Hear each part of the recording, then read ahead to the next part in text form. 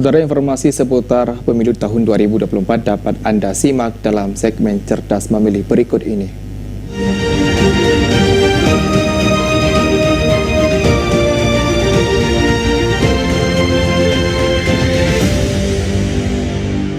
...153 calon panitia pemilihan umum kecamatan PPK Kota Sabang mengikuti ujian komputer assisted test atau CAT.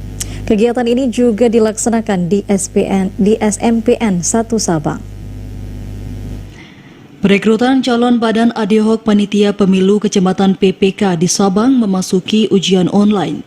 Kegiatan diikuti 153 pelamar dan dilaksanakan selama 2 hari di SMPN 1 Kota Sabang.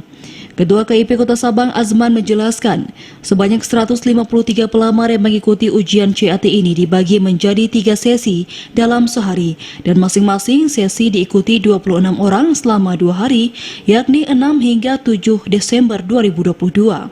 Para peserta yang mengikuti tahapan seleksi CAT ini sebelumnya telah dinyatakan lulus seleksi administrasi yang dibuka melalui aplikasi Sistem Informasi Anggota KPU dan Badan ad hoc atau SIAGBA mulai 20 hingga 29 November 2022 lalu.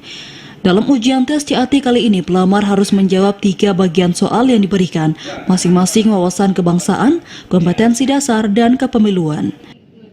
Ada 153 peserta yang ikut dalam kompetisi untuk menjadi PPK di tingkat kecamatan. Dalam 153 itu kita membagi selama 2 hari. Satu hari ada 3 sesi, ada 26 orang yang ikut dalam tes tulis. Tes tulis yang kita gunakan kali ini adalah dengan menggunakan metode CAT.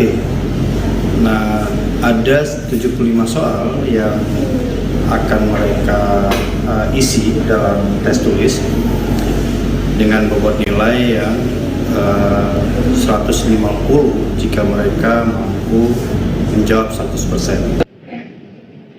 Pembentukan Badan ad hoc PPK berlangsung pada 20 November hingga 16 Desember 2022 dengan masa kerja 4 Januari 2023 hingga 4 April 2024.